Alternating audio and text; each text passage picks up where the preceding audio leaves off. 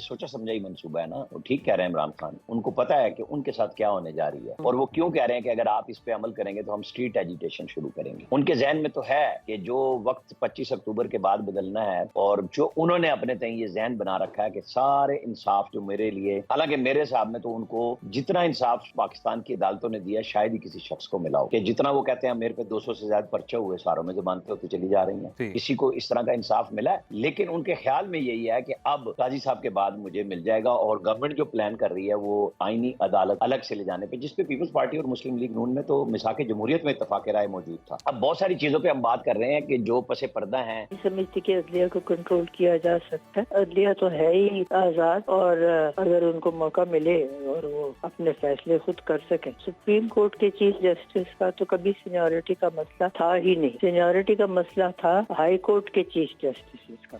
तो अब तो वो भी मसला नहीं रहा, तो सुप्रीम कोर्ट के चीफ जस्टिस का तो मसला बनना ही नहीं चाहिए। वो तो जो बेस्ट होगा उनमें से उसी को बनाएंगे। राना साहब, आपकी जानिब आऊंगी। हुकूमत ही दावा कर रही है कि इस आईनी तरमीम से अदलिया आज़ाद और पार्लियामेंट जो है ना मजबूत होगी। अगर ऐसा ही है तो तरमीमी बिल का जो मुसव्वदा है उसको खुफिया क्यों रखा जा रहा है? देखें, अब मुजव्वदा मुसव्वदा जो है वो हतमी शक्ल में JUI ने मांगा है। इन टोटो आप बात कर लें कि जी ये भी कर रहे हैं, ये भी कर रहे हैं, इस पे एतराज़ है, इस पे एतराज़ नहीं है, ये मुसलसल बात हो रही है। नॉन पेपर्स भी एक्सचेंज हो रहे हैं।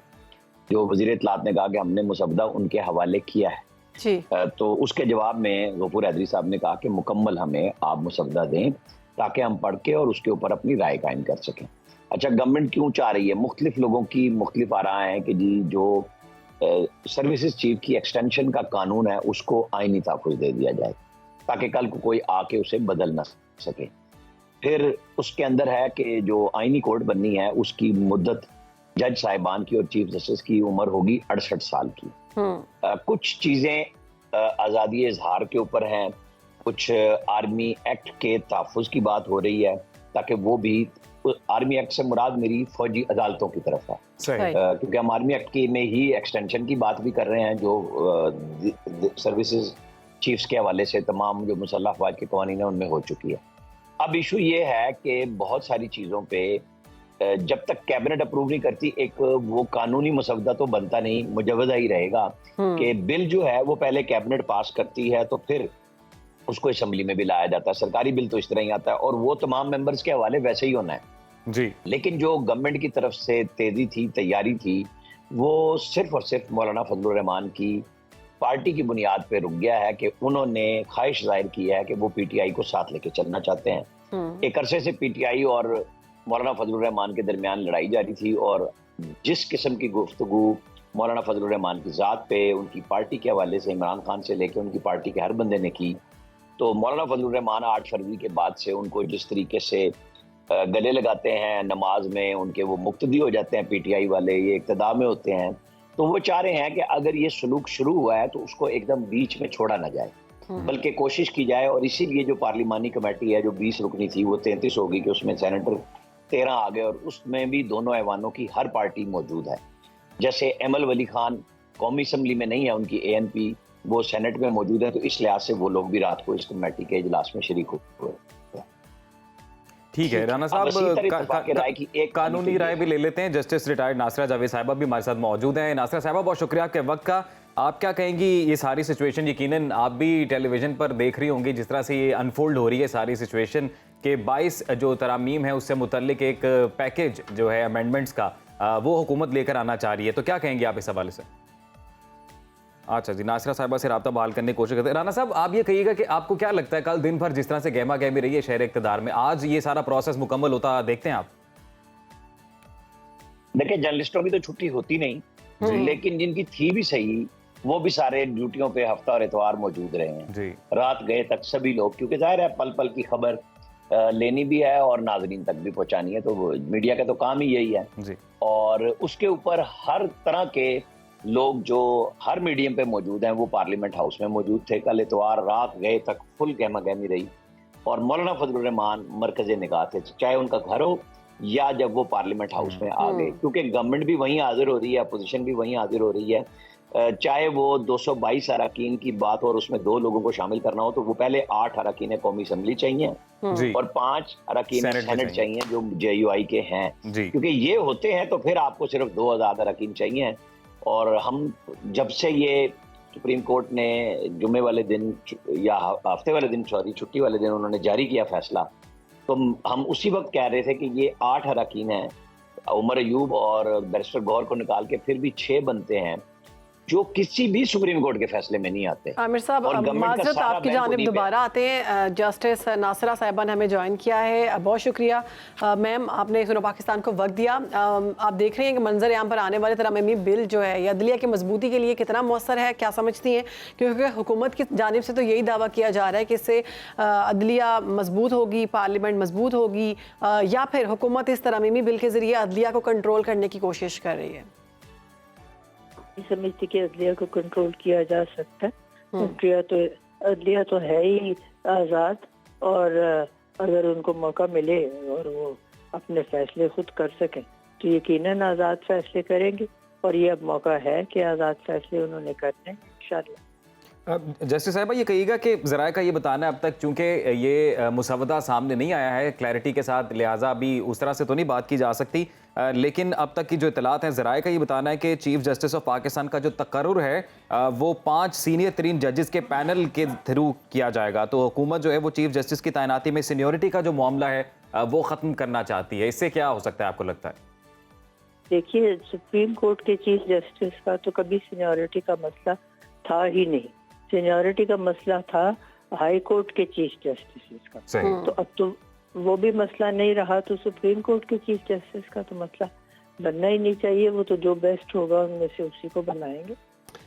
ठीक है जस्टिस साहिबा, वज़ीर दिफा ख्वाजा आसिफ कहते हैं कि सुप्रीम कोर्ट की वजाहत से आइनी तरामीम पर फ़र्क नहीं पड़ेगा। वज़ीर दिफा का ये जो मौक़िफ़ है, क्या समझती हैं, कितना दुरुस्त है? तो उनको दुरुस्त लगता है तो मैं कौन होती हूँ कहने वाली कि दुरुस्त नहीं है, फिर दुरुस्त ही होगा इंशाल्लाह। नहीं, कानूनी तौर पर आप क्या समझती हैं सारी सूरत हाल में? मैं समझती हूँ दुरुस्त है इनका फैसला, और होना भी चाहिए, और वो वज़ीर दिफा भी है और डिप्टी प्राइम मिनिस्टर भी है। ठीक है जी, बहुत शुक्रिया। जस्टिस साहिबा, एक सवाल मेरी तरफ से, और वो ये कि जो इस बिल की टाइमिंग है उसके ऊपर सवालात उठाए जा रहे हैं अपोजिशन की जानिब से, बिलखसूस PTI की जब हम बात करते हैं, और जिस तरह बानी चेयरमैन की जो है पाकिस्तान तहरीक इंसाफ, उनकी जानिब से जिस तरह के ट्वीट्स किए जा रहे हैं, अगर यकीनन आपकी नज़रों से वो भी गुजरे होंगे, तो वो तो कह रहे हैं कि एक सोचे समझे मंसूबे के तहत ये सारी आइनी तरामीम की जा रही हैं। अगर सोचे समझे मंसूबे के तहत भी कर रहे हैं तो इसका मतलब है कि वो शामिल है ना इनमें, तो अगर शामिल है तो ठीक है, फिर होनी चाहिए। ठीक है मैम, बहुत शुक्रिया, आपने सुनो पाकिस्तान को वक्त दिया। राना साहब, आपकी जानिब आएंगे।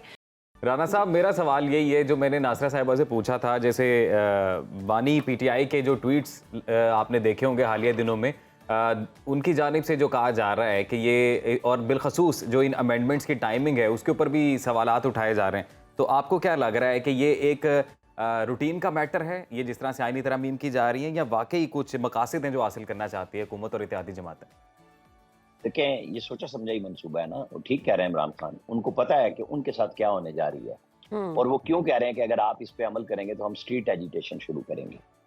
उनके जहन में तो है कि जो वक्त 25 अक्टूबर के बाद बदलना है, और जो उन्होंने अपने तय ये जहन बना रखा है कि सारे इंसाफ जो मेरे लिए, हालांकि मेरे हिसाब में तो उनको जितना इंसाफ पाकिस्तान की अदालतों ने दिया शायद ही किसी शख्स को मिला हो, कि जितना वो कहते हैं मेरे पे 200 से ज्यादा पर्चे हुए, सारों में जमानतें होती चली जा रही हैं, किसी को इस तरह का इंसाफ मिला है।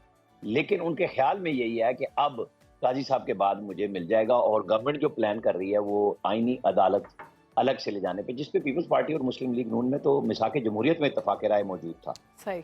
अब बहुत सारी चीज़ों पे हम बात कर रहे हैं कि जो पसे पर्दा हैं, और उसके ऊपर मौलाना फजलुर रहमान की ख्वाहिश ये है कि PTI को किसी तरह से ऑन बोर्ड कर लें। वैसे ये जितना भी ऑन बोर्ड कर लें, एंड पे उन्होंने बाइकआउट ही करना है इस कमेटी का भी, और कौमी असम्बली में वो कहेंगे कि हम आपके खिलाफ वोट देते हैं, या वो बाइकआउट कर देंगे। लेकिन गवर्नमेंट की जिम्मेदारी 224 वोट पूरा करना और उन्हें गिनवाना और साबित करना है, और 64 वोट सेनेट में करना है।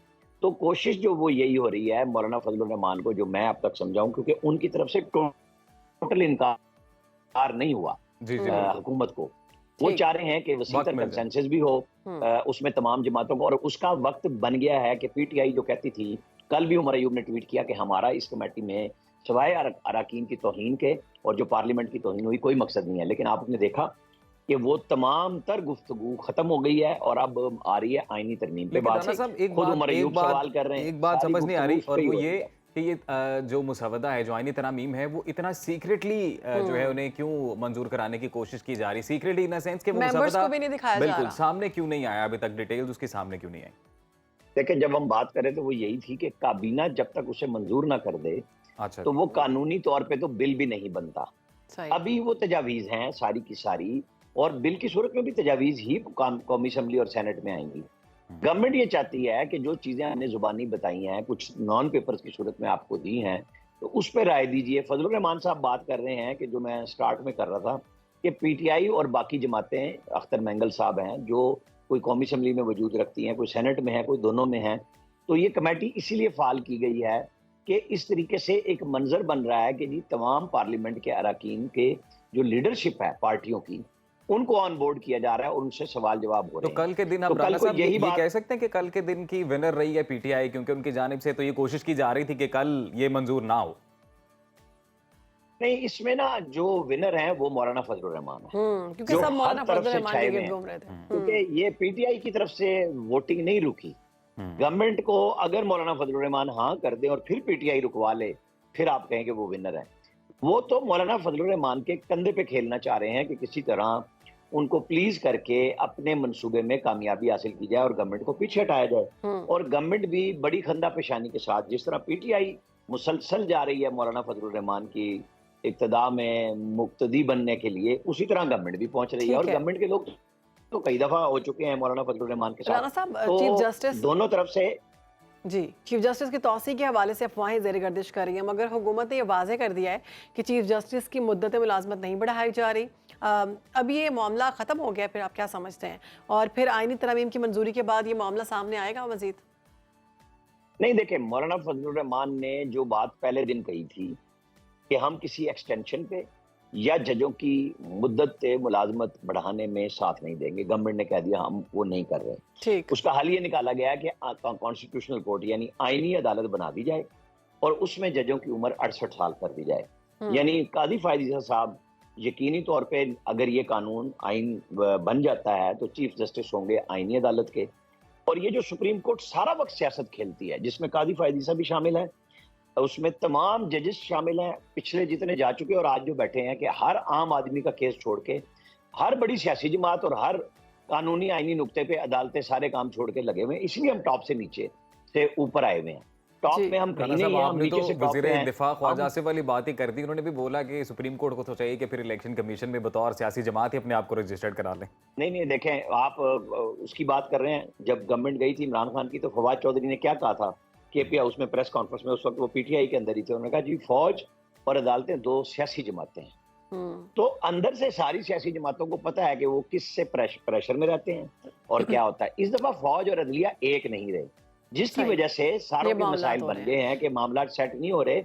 अब गुफ्तगू हो रही है कि जी मामला को ठीक करना है। आपको पता है ये कोई आईनी काम नहीं है, ये सुप्रीम कोर्ट के फैसले की वजह से सुप्रीम कोर्ट में सीनियर मोस्ट जज चीफ जस्टिस ऑफ पाकिस्तान होता है, जिसकी बुनियाद पे साकिब निसार साहब ने लॉबिंग की और इस तरह से जूनियर जजों को मुख्तलिफ हाई कोर्ट से लगा के अपनी पसंद के मुताबिक 15 साल आगे चीफ जस्टिस कौन होंगे, बस उसमें कादी फायद ईसा उनकी मर्जी के बगैर थे और उनके खिलाफ इन लोगों ने मिलकर रेफरेंस कराया, जो अदलिया ने ही नाकाम बनाया। और अब ये सारी परेशानियां फारूक सत्तार कह रहे हैं कि जो आईनी तरमीम लेके आ रही है हुकूमत, अवाम के मफाद का कोई इसमें ताल्लुक नहीं है, कोई एक चीज़ भी अवाम के मफाद की नहीं है। तो फिर हुकूमत की तरमीम किसके लिए कर रही है? किसको फ़ायदा? ये हुकूमत को फ़ायदा है इसका बराह रास्त? उनका पूरा फिक्रा अगर बोलें जो मुझे याद है तो उन्होंने कहा कि ये मामलात आईनी और कानूनी है, अवामी मफाद में नहीं है। तो फारूक सत्तार साहब जरा जुर्रत करते और कहते कि मैं एमक्यूएम के लीडर के तौर पे हम ये शर्त लगा रहे हैं कि ये अवामी मफाद के आप काम करें, हम उसके बाद वोट देंगे, फिर तो बात अच्छी लगती है ना, बाकी तो लफाजी है ना। उन्होंने कौन सी शर्त रख दी है कि आम आदमी के लिए या अहले कराची के लिए, अहले सिंध के लिए, अहले हैदराबाद के लिए, सक्खर वालों के लिए हम ये काम करना चाहते हैं कि गवर्नमेंट पहले करे तो हम वोट देंगे। तो वोट तो वो देने जा रहे हैं, बस कहानी है, मीडिया ने पकड़ लिया, उन्होंने बोल दिया। वैसे राना साहब ये अब तरामीम मंजूर होते हैं या नहीं होते तो आने वाला वक्त ही बताएगा, लेकिन एक बात तो अच्छी हुई है, मेरे ख्याल से आपने भी ऑब्जर्व की होगी कि जो गैर फाल हमें नजर आती थी एक तरह से हमारी कौमी असम्बली, वो कम अज कम हमें फाल नजर आई है। कल तमाम सियासी रहनुमा हमें काम करते नजर आए। देखें, यही वो बात है जो पीटीआई मान नहीं रही कि पार्लियामेंट में बैठना, जो मौलाना फजलुर रहमान ने कह दिया फॉर्म 45 है या 7 है, काम यही चलना है। तो क्यों बैठ रही है पीटीआई? जो उनका स्टांस था कि हमें हमारा मैंडेट दो, तो वो भूल गए ना कि अब अमेंडमेंट्स ऐसी आ रही हैं कि उनको भी समझ आ रही है कि धोबी पटड़ा हो जाएगा, तो बस अब यहीं पे बैठो, गवर्नमेंट के वुज़रा से सवाल करो, गुफ्तगू करो। पब्लिक में और स्टांस होता है और मीटिंग्स में कुछ और है, तो अब वो आ गए ना उस डिबेट पे। इमरान खान साहब भी यही कह रहे हैं कि भाई इस तरीके से ये सोचा समझा मंसूबा है, अदलिया निकल जाएगी हाथ से। भाई अदलिया को 100% आजाद होना चाहिए। सिस्टम तो वो बनना चाहिए ना, चीफ जस्टिस साहिबान की चिटों पे जजों के नाम क्यों आते हैं? इसको रख लो, उसको निकाल दो, क्यों भाई? आप एक पीएन तो भर्ती नहीं करने देते इश्तिहार के बगैर, तो आप जरा जजों के नाम भी दिया करें ना। वो बताएंगे कि जी आला अदलिया में एक मिनट कि जब ये बतौर हाईकोर्ट के जज थे, इन्होंने कब इंसाफ बेचा? ये बतौर वकील इन्होंने कब क्लाइंट को बेचा? तो लोग शिकायतें लेके सामने आ जाएंगे और आधे लोग कहेंगे हमारा नाम ना डालना। वक्त खत्म हो गया, जाते जाते अगर आप जल्दी से एक जवाब दे दें सवाल का, और वो ये कि अगर अमेंडमेंट्स मंजूर नहीं होती या ये मौखर कर दिया जाता है, बिल आज नहीं लाया जाता दोबारा कौमी असम्बली में मंजूरी के लिए, तो क्या ये एक तरह से हुकूमत पर और इत्तेहादी जमातों पर अदम एतमाद भी हो सकता है? नहीं, अदम एतमाद नहीं, जो आप जस्टिस नासरा साहिबा से भी पूछ रहे थे, इससे गवर्नमेंट के ऊपर कोई फर्क नहीं पड़ता। सुप्रीम कोर्ट का जो भी फैसला आया, ये मखसूस नशिस्तें, हाँ, जो आज गवर्नमेंट कोशिश कर रही है, 2/3 अक्सरियत नहीं मिल रही उनको, उसके लिए उन्होंने ये रास्ता निकाला कि अगर मौलाना फजलुर रहमान उनके साथ आ जाए। और अभी इसके अंदर भी बहुत सारे सवाल आएंगे, रिव्यू भी लगना है, मामला सुप्रीम कोर्ट में जा सकता है। सुप्रीम कोर्ट के जजों की तादाद बढ़ाने का बिल भी आना है। ये वाला मामला सुप्रीम कोर्ट में जा सकता है, चेंजेस आ सकती हैं जी। 100% जाएगा, लगेगा या नहीं लगेगा ये अभी तय नहीं है, क्योंकि प्रैक्टिस एंड प्रोसीजर एक्ट के तहत कमेटी बननी है। चीफ जस्टिस अगर ना बुलाएं और वो अलग बुलाएं तो लड़ाई तो हमने 97 में भी देखी थी। तो ठीक है जी, राना साहब, आमिर इलियास राना साहब हमारे साथ मौजूद है, बहुत शुक्रिया। ये तमाम सूरत हाल के हवाले से आईनी तरमीम जो की जा रही है हुकूमत की जानिब से और बाकी पार्टीज को साथ मिलाया जा रहा है, इस पर वो अपना